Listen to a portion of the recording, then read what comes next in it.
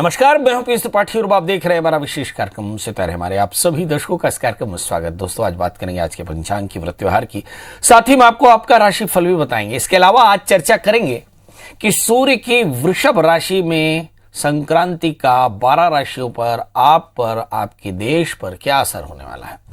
इसके अलावा आपके फोन कॉल्स होंगे, आप सीधे फोन करके अपनी प्रश्न पूछ सकते हैं। हमारा फोन नंबर है 07714008777। अब से आधे घंटे तक लगातार ये फोन लाइन खुली रहेगी और हमें आपके फोन का इंतजार रहेगा। तो चलिए कार्यक्रम की शुरुआत करते हैं और जानते हैं आज का पंचांग। आज शुभ संवत 2073 शक 1943 सूर्य उत्तरायण का वैशाख महीने की शुक्ल पक्ष की चतुर्थी तिथि और दिन शनिवार। आज चतुर्थी 8 बजे तक और मृगशिरा नक्षत्र 8:39 तक आज चंद्रमा मिथुन राशि में होंगे। आज का राहु काल 8:43 से 10:22 तक होगा। तो दोस्तों, ये तो था पंचांग और अब बात करते हैं वृषभ संक्रांति की। जी, वृषभ संक्रांति अर्थात सूर्य अपनी उच्च राशि वृषभ राशि में प्रवेश कर रहा है। आमतौर पर सूर्य एक महीने अपनी एक राशि में रहता है, मतलब सूर्य की वृषभ संक्रांति जो है उच्च की स्थिति में रहेगी। वृषभ राशि से गोचर करेंगे, जो कि एक माह तक इसी राशि में भ्रमण करते रहेंगे। सूर्य की वृषभ संक्रांति 14 मई मध्य रात्रि 11:25 पर हो चुकी और सूर्य के इस राशि परिवर्तन के साथ ही सूर्य बुध शुक्र के साथ राहु के आ जाने से ग्रहण योग बनता है। यह संक्रांति सूर्य राहु दोष के कारण एक साथ शुरू हो रही है, मतलब इस संक्रांति के साथ सूर्य राहु का दोष एक साथ शुरू हो रहा है, जो कि स्वास्थ्य और अनुशासन के लिए प्रतिकूल प्रभाव दे। सूर्य राहु का दोष एक साथ शुरू हो रहा है, जो कि स्वास्थ्य और अनुशासन के लिए प्रतिकूल प्रभाव दे सकता है। देश और दुनिया के लिए भी इसका समय इसके कारण प्रभाव अच्छा नहीं रहेगा। मन और शरीर पर भी इसका प्रभाव दिखाई पड़ेगा। अगर धार्मिक मान्यताओं को देखें तो संक्रांति, जो वृषभ की संक्रांति को मकर संक्रांति की तरह विशेष माना गया। इस दिन पूजा पाठ, जप तप, दान इत्यादि का महत्व है। तो संक्रांति के दिन क्या करना चाहिए? आमतौर पे बिल्कुल ग्रहण की तरह किसी पवित्र नदी या जलकुंड में स्नान करना चाहिए, तीर्थों में स्नान करना चाहिए और सुंदर भगवान शिव, शिवा की, भगवान विष्णु की पूजा करनी चाहिए। तिल, लोहा, सोना, नोई, नमक, सप्तधान्य, भूमि, गौ या 8 वस्तुओं का दान करना चाहिए। गरीबों की सेवा करनी चाहिए। यथाशक्ति ब्राह्मणों को दान देना चाहिए। वृषभ की संक्रांति में तिल के दान का अपना भी एक महत्व है, तो तिल का दान किया जा सकता है। इस दिन जल्दी से उठ करके ब्राह्म बेला में उठें और घर की साफ सफाई और उसके पश्चात स्नान करें। स्नान करके भगवान सूर्य को अर्घ्य दें और फिर कोरोना संक्रमण के चलते हम देख रहे हैं कि नदियों का स्नान या सरोवर का स्नान सही नहीं है। ऐसी स्थिति में आप अपने घर पर ही थोड़ा गंगा जल डालकर फिर उसमें जल डाल करके गंगा का स्नान कर लें और फिर भगवान सूर्य को अर्घ्य दे करके और अर्घ्य देते समय नीचे का मंत्र पढ़ें, जो कहते हैं ए ही सूर्य सहस्त्रांशो तेजो राशि जगतपति अनुकंपयम माम भक्त्या ग्रहणार्घ्यम दिवा करो। इस मंत्र का पाठ करें और इस पर अपने पूर्वजों को अक्षय तृप्ति के लिए तर्पण भी करना चाहिए। इसमें सबसे पहले देव तर्पण होता है, फिर ऋषि तर्पण होता है, फिर पितृ तर्पण होता है। देव तर्पण पूर्वाभिमुख, ऋषि तर्पण उत्तराभिमुख और फिर जो पितृ तर्पण है वो दक्षिण की दिशा में होता है। इसके अलावा भगवान शिव, शिवा की पूजा करें। वृषभ संक्रांति के दिन रीति रिवाजों के अनुसार प्रसाद के रूप में पायसम यानी खीर चढ़ाना चाहिए। भगवान शिव और विष्णु की पूजा करके उन्हें ये प्रसाद चढ़ाना चाहिए। अपने परिवार के अलग अलग व्यक्तियों को फिर प्रसाद देवे, घर वालों को प्रसाद देवे, ब्राह्मणों को प्रसाद देवे, गाय का दान करें। जैसे मैंने कहा कि तिल, लोहा, सोना, रुई, नमक, सप्तधान्य, भूमि, गौ, अगर तिलादि अष्टमहादान सामर्थ्य हो तो जरूर दान करना चाहिए, क्योंकि ये बड़ा समय है। चलिए, तो हमने बता दिया कि अब मेष राशि से सूर्य वृषभ राशि में पहुंच गए हैं और इसका असर 12 राशियों पर होगा। तो आज हम चर्चा करेंगे सिर्फ और सिर्फ दुनियादारी में वृषभ के संक्रांति का असर। सबसे पहले हिंदुस्तान के नजरिए से देखें। हिंदुस्तान का जन्मलग्न कर्क है, वृषभ है और राशि इनका कर्क है। कर्क राशि से अगर हम देखें 11वें स्थान में सूर्य राहु है, तो हिंदुस्तान के नजरिए से ऐसा लगता है थोड़ा सा डर जरूर बढ़ेगा, मगर चीजें बेहतर होंगी 1 महीने के अंदर, क्योंकि ये सूर्य राहु 11वें स्थान में गोचर में भ्रमण कर रहे हैं। हालांकि इसके अलावा भी ग्रह यहाँ पर बैठे हुए हैं, मगर सूर्य राहु का प्रभाव देश के नजरिए से बड़ा अच्छा रहने वाला है और हम कह सकते हैं कि चीजें बेहतर होती नजर आ रही हैं। जिस कोरोना संक्रमण से हम बहुत ज़्यादा आक्रांत हैं, उस कोरोना संक्रमण से आपको थोड़ी सी निजात मिलती नजर आएगी। इस समय वृषभ राशि में सूर्य, बुध, शुक्र, राहु, ये 4 ग्रह पड़े हुए हैं। तो अब 12 राशियों का सफर शुरू करते हैं। जानते हैं मेष यानी अरीस की इस राशि वाले जातकों के लिए, देखते हैं कि आज का दिन इनके लिए कैसा रहेगा, यानी पूरे महीने भर जब सूर्य वृषभ राशि में होंगे तो क्या असर पड़ेगा। तो हम देखते हैं कि दूसरे स्थान में सूर्य, बुध, शुक्र, राहु हैं, जिसका मतलब ये होता है कि संपत्ति के स्थान पर सूर्य, बुध, राहु चतुर्थेश होकर के बैठे, जिसके दूसरे मतलब होते हैं कि पारिवारिक संबंधों में थोड़ा सा चुनौती हो सकती है, सांपत्तिक विवाद हो सकते हैं, बड़ों के बीच में थोड़ी सी असहमति, और विद्यार्थियों के लिए भी थोड़ा सा पढ़ाई में परेशानी हो सकती है क्योंकि राहु के साथ में है। स्वास्थ्य के मामलों में छोटी मोटी परेशानी हो सकती है। याद रखिए कि 8वें स्थान में केतु है, एक्सीडेंट, चोटें लग सकती हैं, सावधान रहने की जरूरत। क्या करें, सूर्य के मंत्र का जप करें, ओम घृणी सूर्याय नमः, इस मंत्र का जप करें और तांबे के बर्तन में भर करके भगवान सूर्य को अर्घ्य दें, तो ये ट्रांजिट अच्छा रहेगा। याद रखें पंजीरी का दान करें। बात करते हैं वृषभ यानी सूर्य, वृषभ यानी टॉरस की इसी राशि पर सूर्य का संचरण हो रहा है। मतलब इस समय अपने जीवन की कठिनतम समस्याओं को भी आसानी से हल कर पाएंगे। उसकी वजह यह है कि लग्न में उच्चस्थ राहु है, और उच्चस्थ राहु सूर्य के साथ में होने के कारण सूर्य को चूंकि चतुर्थेश होकर के बैठे, तो निश्चित तौर पर पारिवारिक समस्याएं बड़ी आसानी से हल होंगी, मगर पारिवारिक समस्याएं होंगी, ये एक दूसरी बात है। जहां तक सवाल नौकरी पेशा लोगों का है, कार्यक्षेत्र में बेहतर बनाने की कोशिश करनी होगी, यानी प्रयास करने होंगे। जबकि आप अपने प्रमोशन के लिए भी आशान्वित हो सकते हैं। इस समय गोचर के दौरान अच्छा लाभ कमा सकते हैं यदि आप थोड़ा प्रयास करें, पर याद रखिए अधर्म से नहीं। क्या करना चाहिए, हेल्थ को लेकर बड़े सावधान रहना चाहिए। जल्दी से उठें और आदित्य हृदय स्तोत्र का पाठ करें, भगवान सूर्य को अर्घ्य दें, गुड़ का दान करें, तो ये ट्रांजिट बेहतर। बात कर लेते हैं दोस्तों मिथुन राशि के। इस राशि पर देखें तो सूर्य, बुध, शुक्र और राहु जो है 12वें स्थान में बैठे हैं। ये बहुत अच्छी स्थिति नहीं कही जा सकती, क्योंकि तृतीय लिए थोड़ा सा स्ट्रेस, एंग्जाइटी बढ़ती नजर आ रही है। लग्नेश 12वें स्थान में, हेल्थ को लेकर इश्यूज हो सकते हैं। एकादशेश 12वें स्थान में, मतलब खर्च की परिस्थितियां भी बन सकती हैं। शुक्र स्वगृही होकर बैठे हैं, खर्च की परिस्थितियां, नींद की तकलीफ हो सकती है। इस राशि वाले जातकों के लिए करना क्या चाहिए, तो इसमें भगवान विष्णु का पूजन करें नित्य, नारियल की बर्फी भगवान में चढ़ाकर बच्चों में बांटें, तो ये ट्रांजिट बेहतर होगा। बात कर लेते हैं दोस्तों कर्क राशि की। कर्क राशि में हम देखें कि लग्नेश चंद्रमा है, और लग्नेश चंद्रमा इसे मिथुन राशि में होकर बैठे, मतलब कहीं कोई तकलीफ नहीं है, मगर लग्नेश के 12वें स्थान में होने के कारण आमतौर पर कहा जा सकता है कि हेल्थ को लेकर थोड़ी चिंता। मंगल भी 12वें स्थान में होकर बैठे, मतलब संतान को लेकर भी थोड़ी चिंता हो सकती है। दशमेश 12वें स्थान में बैठे, मतलब वर्क प्लेस में परिस्थितियां बेहतर नहीं। बकाए अगर हम सूर्य, बुध, राहु, शुक्र की करें, जिस पर अब चर्चा कर रहे हैं, तो ये सूर्य, बुध, राहु, शुक्र जो है ये सारे के सारे 11वें स्थान में, माने लाभ की स्थिति, कुछ बड़े अवसर देंगे, मगर बच्चों को पढ़ाई में थोड़ी सी परेशानी, क्योंकि राहु की पूर्ण दृष्टि तीसरे स्थान में पड़ती, 5वें स्थान में पड़ती है। इन्हें बच्चों को अपने अध्ययन में ज्यादा सावधान रहना पड़ेगा। तो इस राशि वाले जातकों के लिए क्या करना चाहिए, भगवान सूर्य को अर्घ्य दें, आदित्य हृदय स्तोत्र का पाठ करें, शहद का दान करें, तो ये ट्रांजिट बेहतर होगा। बात कर लेते हैं दोस्तों सिंह यानी लियो की। इस राशि वाले जातकों के लिए देखते हैं कि इसी राशि में ही सूर्य का संचार हो रहा है दशम स्थान में। तो अब देखिए कि इस राशि में 11वें स्थान में मंगल के साथ में चंद्रमा है, महालक्ष्मी योग बनाते हैं। दशम स्थान में सूर्य, बुध, राहु है, वर्क प्लेस में थोड़ी सी परेशानियां। चौथे स्थान में केतु, भूमि, वाहन, मकान के योग, मगर मेंटेनेंस भी हो सकता है। इस समय अगर हम शनि की स्थिति देखें, 7वें स्थान में बृहस्पति और शनि 6ठे स्थान में, ऋण, रोग, व्याधि, शत्रुता की थोड़ी चिंता हो सकती है, मतलब हमें सेहत का ध्यान रखना होगा। क्या करें, भगवान सूर्य को अर्घ्य दें, आदित्य हृदय स्तोत्र का भी पाठ करें और साथ में गुड़ का दान करें, गाय की सेवा करें, तो परेशानियां दूर होंगी। बात कर लेते हैं दोस्तों कन्या यानी वर्गो यानी मेरी राशि की। इस राशि में भी सूर्य के संचार का असर पक्के तौर पर पड़ने वाला है। तो आइए देखते हैं कि इस राशि में क्या असर पड़ेगा। इस राशि में हम देखते हैं कि सबसे पहले तो तीसरे स्थान में केतु है, खूब सारी ऊर्जा होगी। भाग्य स्थान में राहु सूर्य से आक्रांत होकर बैठ गए, मतलब द्वादशी जब राहु से आक्रांत होंगे तो मुझे से लगता है नींद की थोड़ी सी परेशानी, उलझने, खर्च थोड़ा सा ज्यादा, काम में व्यवधान आ सकते हैं, और मुझे ऐसा लगता है कि थोड़ा सावधान रहना पड़ेगा। शनि की पूर्ण दृष्टि 6ठे स्थान पर, मुझे लगता है कमर का दर्द हो सकता है। बृहस्पति 6ठे स्थान में, तो मुझे लगता है कि इस राशि वाले जातकों के लिए बड़ा आसान नहीं है। मुझे ऐसा लगता है कि सप्तमेश अगर 6ठे स्थान में हो तो लाइफ पार्टनर की सेहत का बहुत ध्यान रखना होगा। 5वें स्थान में शनि, संतान को लेकर कुछ अच्छी खबरें मिल सकती हैं। इस राशि में करना क्या चाहिए, सूर्य गायत्री का पाठ करें और साथ में आदित्य हृदय स्तोत्र का पाठ करें, गुड़ का दान करें, तो ये ट्रांजिट बेहतर होगा। बात कर लेते हैं दोस्तों तुला यानी लिब्रा की। इस राशि वाले जातकों के लिए देखते हैं कि स्थितियां कैसे रहने वाली हैं। तुला राशि में हम देखें कि छठे 8वें स्थान में पड़े हुए सूर्य बुध शुक्र राहु। इसमें शुक्र 8वें स्थान में बहुत अच्छा फल देते हैं, मगर बुध भी अच्छा फल देते हैं, सूर्य राहु बिल्कुल भी अच्छा फल नहीं देते। इसका मतलब यह हुआ कि रूटीन में आपको थोड़ी सी परेशानी हो सकती है, विवादों में फंस सकते हैं, यानी कार्यक्षेत्र में थोड़ी सी परेशानी दिखाई जरूर पड़ती है। लग्नेश 8वें स्थान में है, हेल्थ को लेकर सावधान, कमर का दर्द हो सकता है। दूसरे स्थान में केतु, 8वें स्थान में राहु।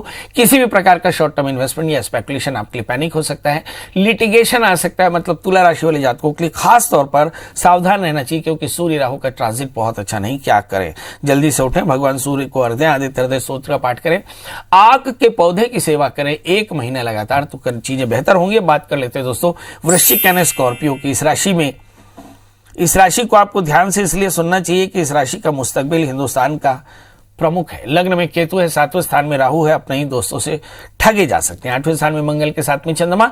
मुझे ऐसा लगता है कि कहीं पेट की तकलीफ हो सकती है, कमर का दर्द हो सकता है। तीसरे स्थान में शनि, एरोगेंस बिल्कुल अच्छा नहीं। चौथे स्थान में बृहस्पति है, पारिवारिक कलह के कारण मन परेशान हो सकता है। करना क्या चाहिए, इस राशि वाले जातकों के लिए चाहिए कि चंदन मिला करके और स्नान करें। इसके अलावा रोज उसी अच्छे साफ पानी से चंदन और कुमकुम लगा करके और भगवान सूर्य को अर्घ दें, और बच्चों को खेलने का स्पोर्ट्स का किट बांटे तो चीजें बेहतर होंगी। बात कर लेते हैं दोस्तों धनु राशि की। इस राशि में हम देखते हैं कि ग्रहों की स्थितियां कैसी हैं।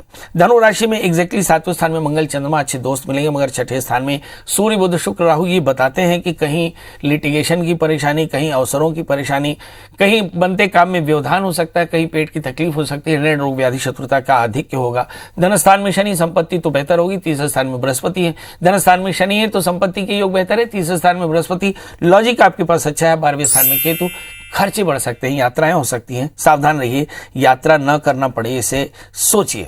क्या करना चाहिए धनु राशि वाले जातकों के लिए, बड़ा आसान, सूर्य के मंत्रों का जप करें और पंजीरी का दान करें तो सब कुछ बेहतर होगा। बात कर लेते हैं दोस्तों मकर यानी कैप्रिकॉन्स की। इस राशि वाले जातकों के लिए देखते हैं कि चीजें यहां भी कुछ हैं। लग्न में शनि है, मुझे लगता है इस राशि वाले जातकों के लिए मोटे तौर पर थोड़ा संघर्ष के साथ में लाभ की स्थिति। धन स्थान में बृहस्पति, सांपत्तिक विवाद दूर होते नजर आ रहे हैं। 11वें स्थान में केतु, यात्राएं भाग, थोड़ा संघर्ष के साथ में लाभ की स्थिति। धन स्थान में बृहस्पति, सांपत्तिक विवाद दूर होते नजर आ रहे हैं। 11वें स्थान में केतु, यात्राएं भागदौड़ काफी ज्यादा रहेगी। छठे स्थान में चंद्रमा, पेट की तकलीफ, मां का स्वास्थ्य या वाहन की परेशानी थोड़ी चिंता दे सकती है। 5वें स्थान में सूर्य बुध शुक्र राहु।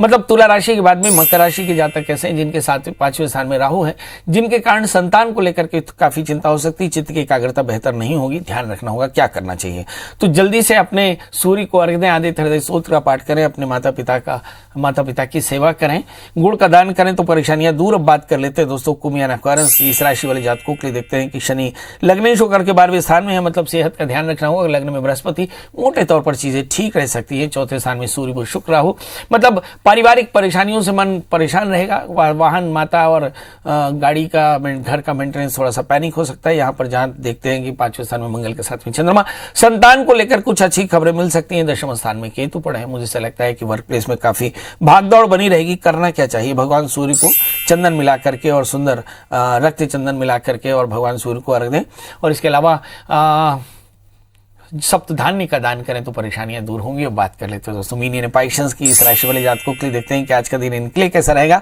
लग्नेश बृहस्पति 12वें स्थान में, सेहत का ध्यान रखना होगा। 11वें स्थान में शनि, आय की स्थिति बढ़िया रहेगी। जहां तक सवाल भाग्य स्थान में पड़े हुए केतु का है तो यात्राएं हो सकती है, मतलब काफी भागदौड़ होगी। मगर तीसरे स्थान में सूर्य राहु, बहुत सारा कंफ्यूजन होगा काम को निर्णय लेने में थोड़ी सी परेशानी।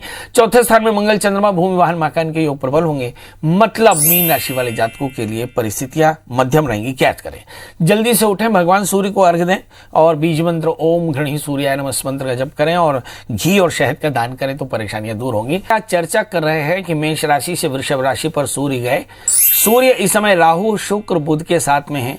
राशियों पर क्या असर पड़ेगा, देश और दुनिया पर क्या असर पड़ेगा, काल पुरुष के जन्म कुंडली के हिसाब से ग्रहों की स्थितियां कहां जा रही हैं। अगर हम दुनियादारी में देखें तो मेष लग्न से धन स्थान पर पड़े हुए सूर्य राहु और 8वें स्थान में केतु, थोड़ी बमचक हो सकती है, फाइनेंशियल ट्रबल हो सकता है। अदरवाइज ग्रहों की स्थितियां बेहतर है। मतलब 11वें स्थान में बृहस्पति है, देश दुनिया का व्यापार ठीक रहेगा।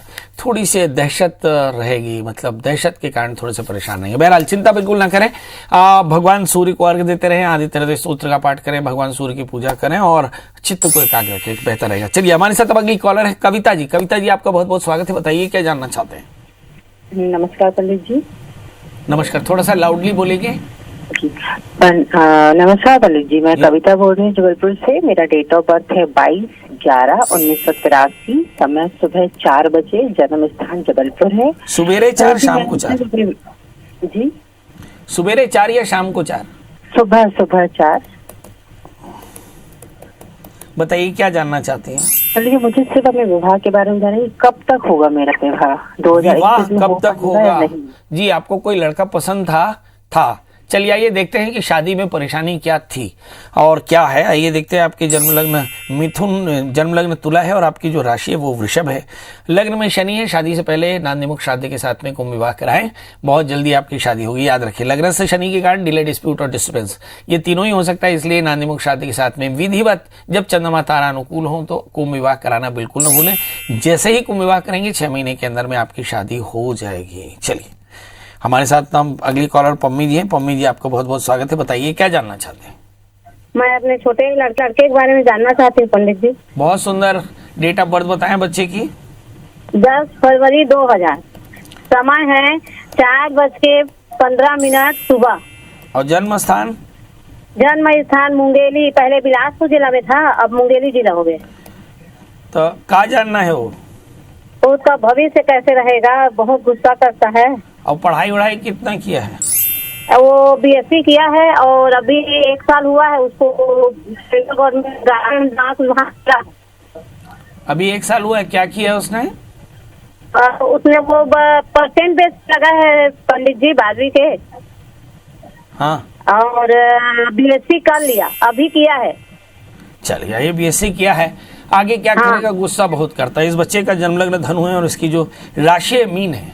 चौथे स्थान में मंगल चंद्रमा, ये तो है तो बहुत भाग्यशाली। दूसरे स्थान में सूर्य केतु, 8वें स्थान में राहु, काफी संघर्ष भी है। लग्न में शुक्र है, थोड़ा सा एंग्जाइटी यानी गुस्से का मरीज है। और 5वें स्थान में गुरु शनि। आगे चल करके शासकीय नौकरी मिल जाएगी, मुझे ऐसा लगता है एजुकेशन में मिलेगी, तो इसको बीएड जरूर करा दें। इसके 8वें स्थान में राहु है तो अज्ञात पितरों का श्राद्ध कराएं, क्योंकि 8वें स्थान में राहु के कारण ये परेशानियां दिखाई पड़ती हैं। बुध की दशा है, आने वाले 1 से 1.5 वर्ष के भीतर में इसे नौकरी मिल जाएगी। इसके बाद शुक्र की दशा चलेगी। शुक्र की दशा वर्ष 2021 अक्टूबर के बाद चलेगी। उससे 3 वर्ष 8 महीने इसके लिए पैनिक है। उस समय दुर्गा सप्तशती के 9 पाठ हर 6 महीने में कराते रहेंगे तो अच्छा रहेगा। इस बच्चे को अगर आप चाहते हो कि कोई स्टोन पहनाना, तो मैं आपको इसकी लकी स्टोन बता देता हूं। 4 कैरेट का माणिक्य और 4 कैरेट का टोपाज धारण करें। रविवार का व्रत किया करें, भगवान सूर्य को अर्घ दिया करें, आदित्य हृदय स्तोत्र का पाठ किया करें तो कल्याण होगा। चलिए हमारे साथ अगले कॉलर देवराज जी हैं। देवराज जी आपका बहुत बहुत स्वागत है, बताइए क्या जानना चाहते हैं। देवराज जी मेरी आवाज मिल रही है? देवराज जी मेरी आवाज मिल रही है? जी सर, नमस्कार। फटाफट बताएं, समय कम है। डेट ऑफ बर्थ, टाइम और प्लेस। जी, 3/11/1995। और समय बता दें। 4:05 सुबह। और जन्म स्थान बता दें। मुंगेली, छत्तीसगढ़। तभी क्या कर रहे हो सगा? जी सर, ये मैं पुलिस भर्ती में सर वेटिंग लिस्ट में हूँ। अच्छा जी सर, तो वही मतलब क्लियर हो पाएगा कि नहीं, क्या चांसेस हैं सर? क्लियर हो पाएगा कि नहीं? और पढ़ाई क्या की हो जी? जी सर, मैं M.Com किया हूँ सर। बहुत सुंदर। चलिए नौकरी में, पुलिस की शायद नौकरी करना चाहते हैं, वेटिंग लिस्ट में आ गए हैं, फंस गए हैं। क्या होगा, नौकरी लगेगी नहीं लगेगी? चलिए आइए देखते हैं। आपका जन्म लग्न कन्या है और आपकी जो राशि वो है कुंभ। अगर मेरी माने तो आपका सिलेक्शन हो गया है और चिंता बिल्कुल ना करें, अच्छे से वर्कआउट करें। और मुझे से लगता है कि 3 महीने 90 दिन के भीतर आपको आपका अपॉइंटमेंट लेटर पर के तौर पर मिल जाएगा। इस समय जो ग्रहों की दशाएं चल रही हैं, राहु की दशा चल रही है। आप 18,000 राहु के मंत्रों का जप कर लें।